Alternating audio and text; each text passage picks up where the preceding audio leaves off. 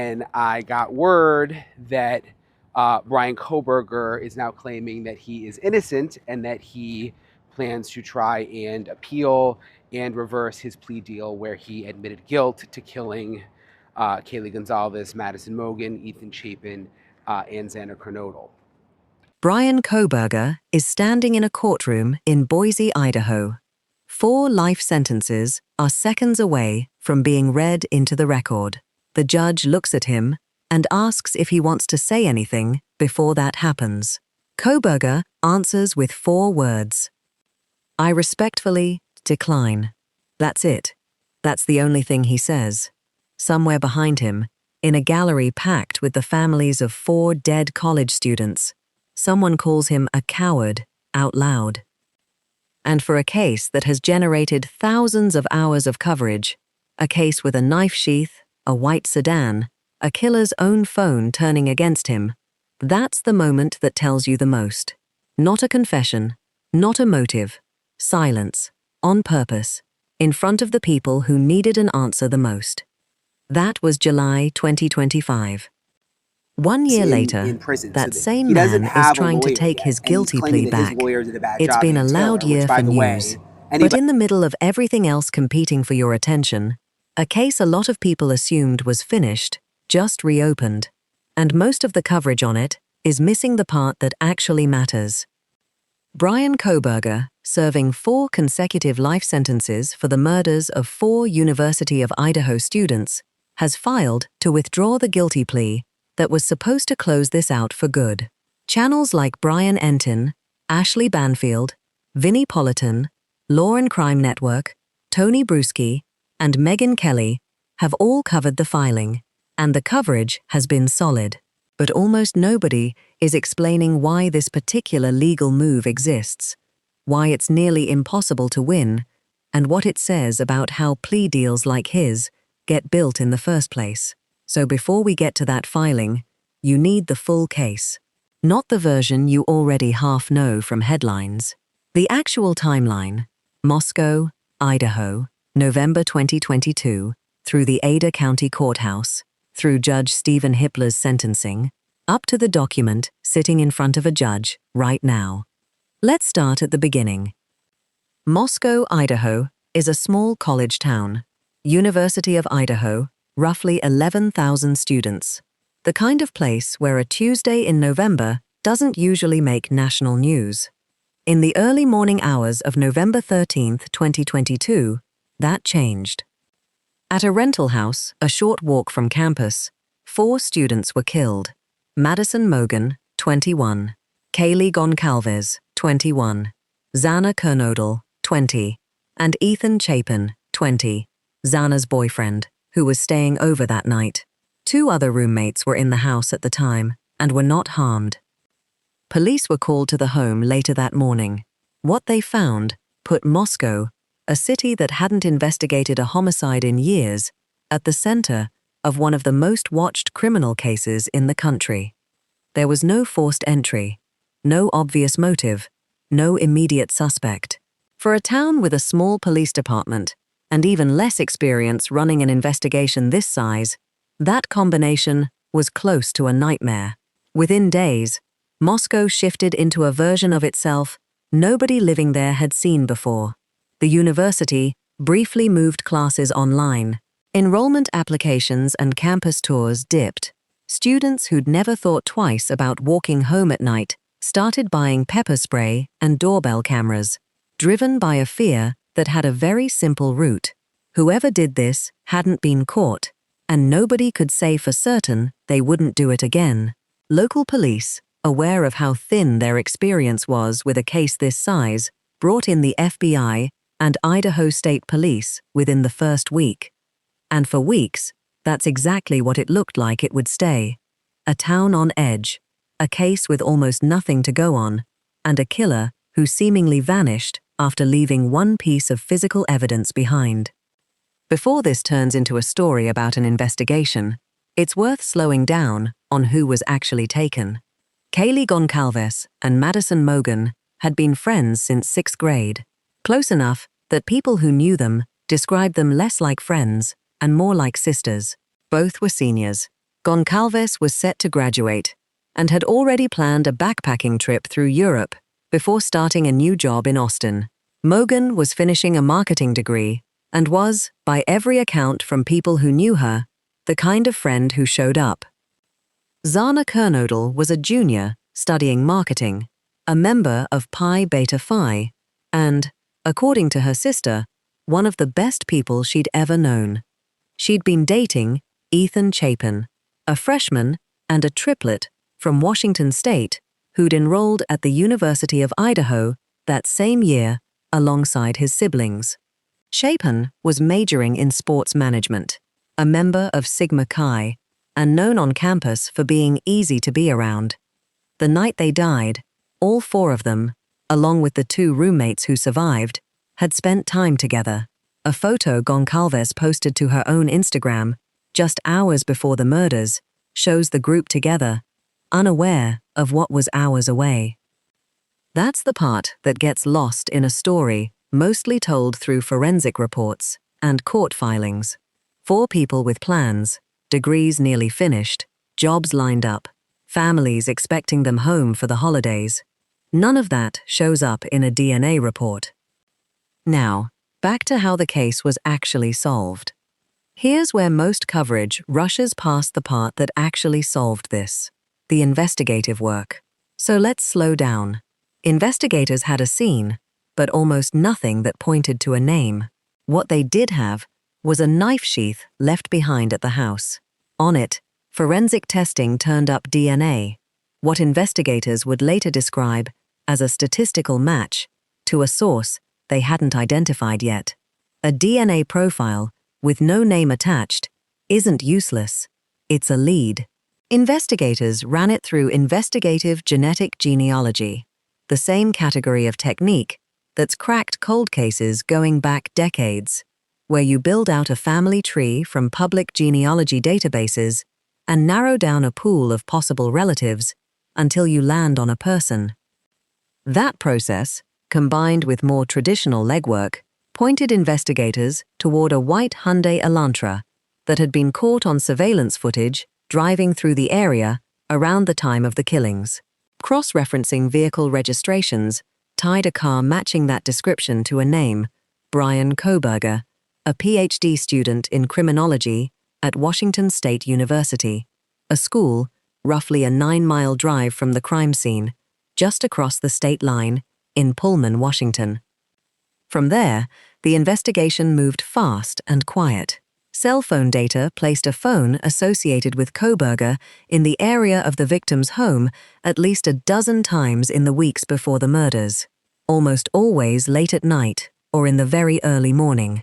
Investigators also pulled his purchase history and found that roughly 8 months before the killings, he had bought a knife, a sheath, and a sharpener online, a detail that would later become central to prosecutors' theory that the sheath left behind wasn't a coincidence. To confirm what they suspected without tipping him off, investigators tracked Kohberger to his parents' home in Pennsylvania, where he'd traveled for winter break. They didn't need a warrant to search the house to get what they needed next. They pulled trash left outside for collection. DNA recovered from that trash was compared to the profile from the knife sheath. It matched a close male relative. Statistically, the kind of match you get from a parent. That was enough. It's worth pausing on how unusual that combination of tools actually was for a case like this. Genetic genealogy typically gets used on decades-old cold cases, where investigators have nothing but a DNA profile and years to work with. Here, it was deployed within weeks, running in parallel with old-fashioned surveillance analysis and cell tower data, a modern forensic toolkit applied at a speed that small-town case files almost never move at. That combination is a big part of why an 11-person department in a college town of roughly 25,000 people was able to identify a suspect roughly 6 weeks after 4 bodies were found, with no obvious lead. None of this was public at the time. Investigators kept the genetic genealogy work quiet, in part because the technique itself was still legally and ethically contested in some circles. and in part because tipping off a suspect who hadn't been formally charged yet would have risked losing him. The public wouldn't learn the full shape of how the case was built until court documents started getting unsealed, and even then, only in pieces, spread out over more than a year. On December 30th, 2022, 6 weeks after the murders, Bryan Kohberger was arrested at his parents' home in Pennsylvania. State and federal law enforcement coordinated the arrest quietly, moving before dawn to avoid any risk of him running once the surveillance around him became obvious.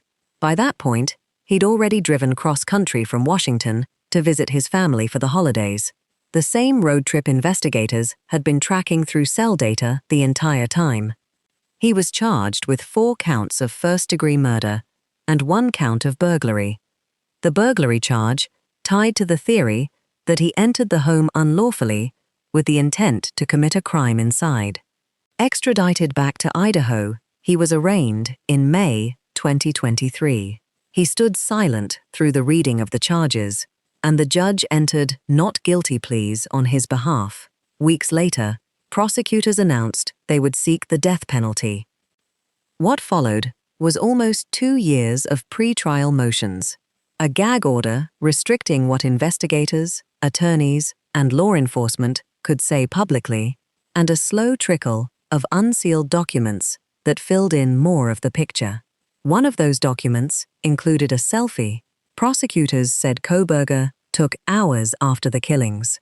Another detailed how prosecutors argued his physical description, including his eyebrows, matched what a surviving roommate told police about a masked intruder she saw the night of the murders. Kohberger's defense team spent much of that stretch trying to keep the state's forensic case out of the courtroom entirely. They challenged the genetic genealogy work as a novel and unproven technique. They pushed for a change of venue, arguing he couldn't get a fair trial in a town of this size after years of saturation coverage, a motion that succeeded, moving the trial to Ada County. They also floated an alibi built around solo drives he said he regularly took late at night, without a clear account of exactly where those drives took him on the night in question. None of those motions dismantled the core of the state's evidence. By the time a trial date was locked in for August 2025, prosecutors were prepared to present the DNA on the sheath, the purchase history, the cell data, and the surveillance footage of the Elantra to a jury. The trial was scheduled, jury selection loomed, and then, weeks before it was set to begin, the case took the turn almost nobody expected. In early July 2025, Bryan Kohberger pleaded guilty. All counts. No trial, no jury, no cross-examination of the DNA, the cell data, the purchase history that had been building for 2.5 years. It came together fast, and it came together late. Weeks earlier, both sides were still preparing for opening statements. Then negotiations moved behind closed doors, and within days, Kohberger was standing in front of Judge Hippler, admitting to all 5 charges in open court. For a case that had crawled through pre-trial motions for over 2 years, the ending arrived almost abruptly. As part of the deal, prosecutors agreed to take the death penalty off the table. In exchange, Kohberger admitted guilt to all 4 murders and the burglary charge, and agreed to waive his right to appeal. That last part matters more than it sounds like it does, and we'll come back to it. From the defense side, the calculus wasn't complicated. Idaho is one of a shrinking number of states that still carries out executions, and the state's case, DNA, phone data, purchase records, surveillance footage, was extensive enough that an acquittal was always a long shot.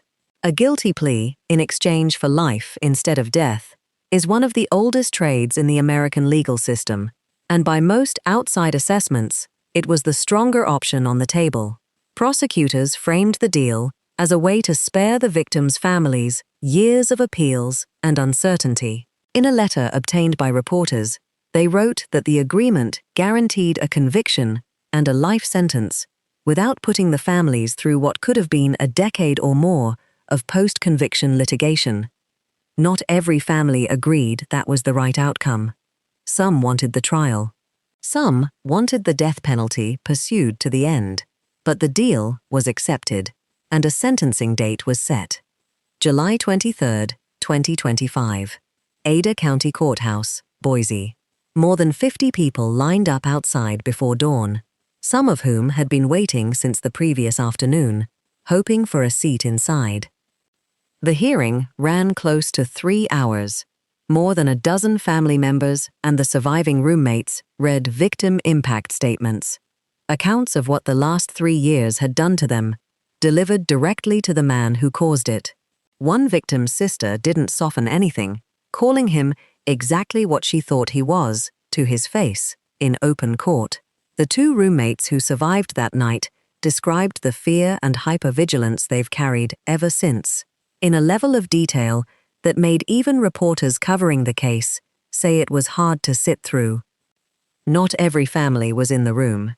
Ethan Chapin's family chose not to attend the hearing at all, a decision that got almost as much attention afterward as anything said inside the courtroom, and a reminder that grief doesn't move the same way for everyone affected by the same case.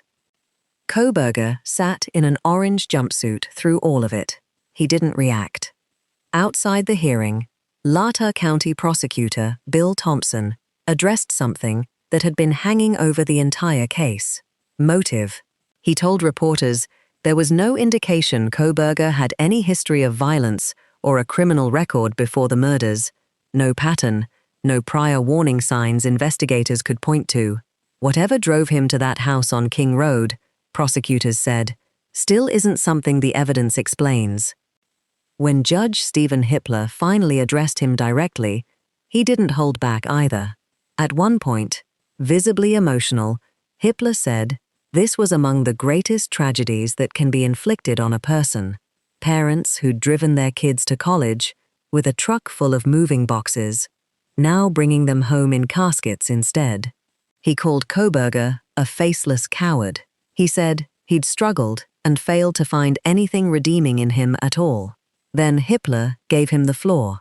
Under the law, a defendant has the right to speak before sentencing, to explain, to apologize, to say anything at all. Kohberger passed. "I respectfully decline." Hippler sentenced him to 4 consecutive terms of life in prison without parole, plus 10 years for the burglary charge, plus fines. He closed by saying it was time to stop giving Kohberger's motive the power of a mystery, to stop handing him relevance he hadn't earned.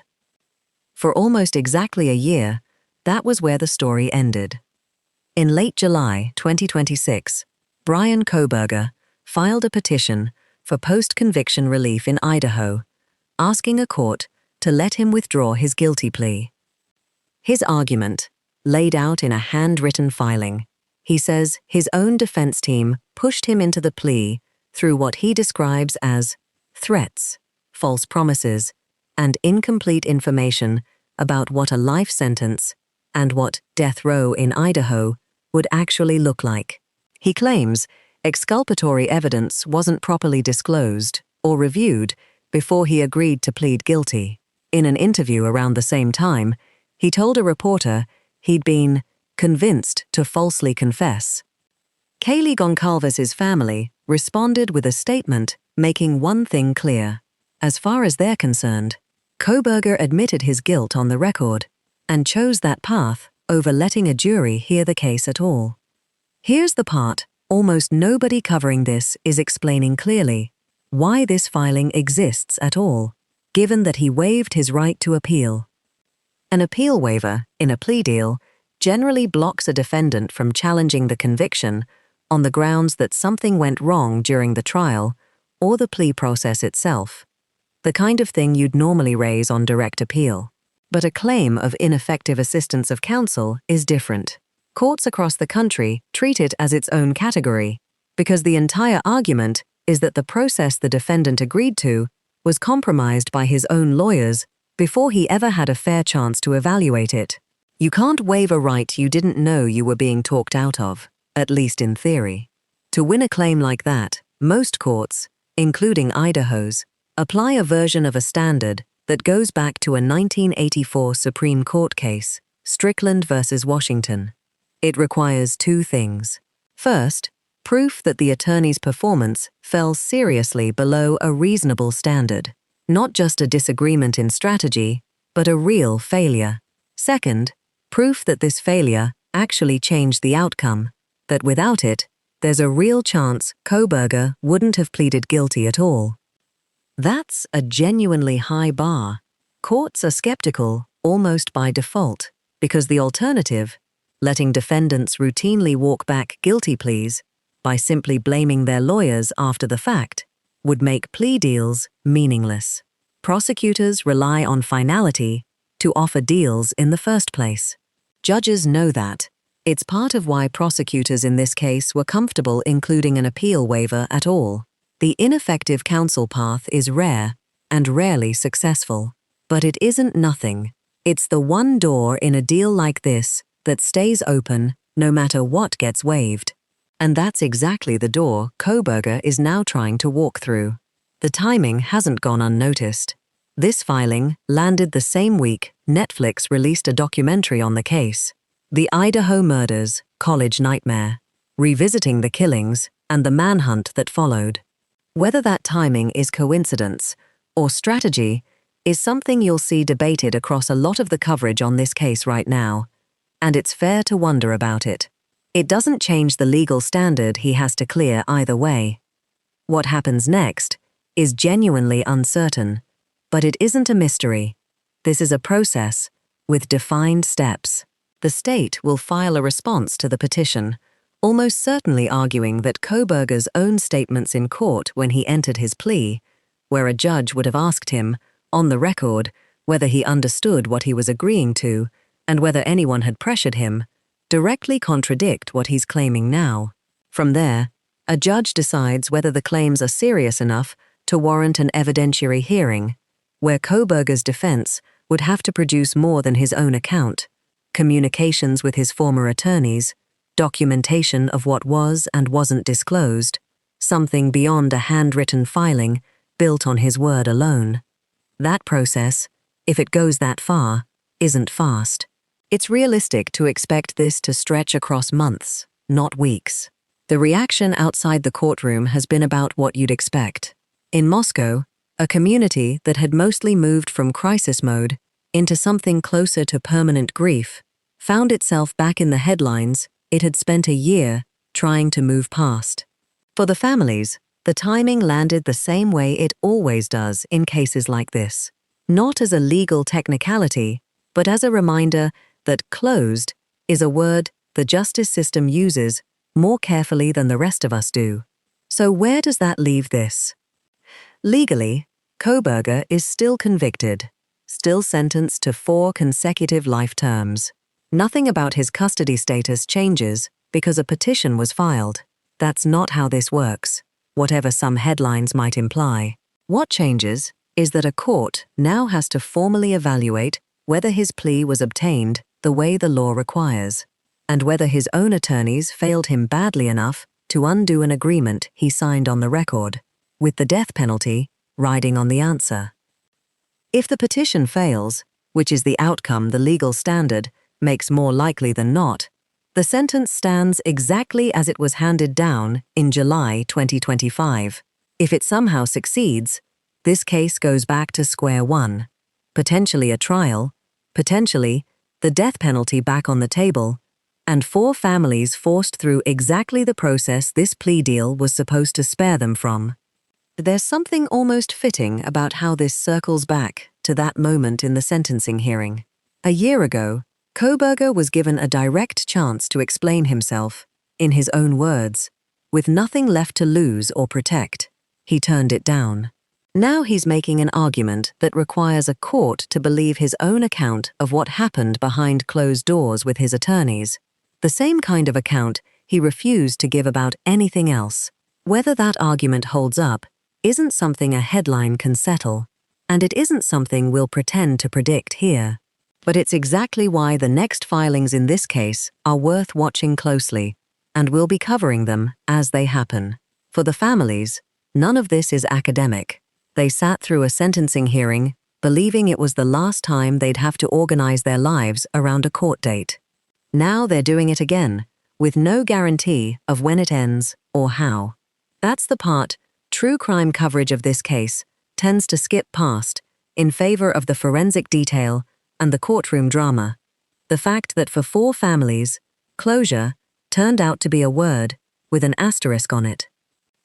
If this is the first video of ours you've watched on this case, there's more of the story in the description, the full timeline, the unsealed documents, and what investigators found in the trash outside a house in Pennsylvania that ended up being the piece that closed this whole thing.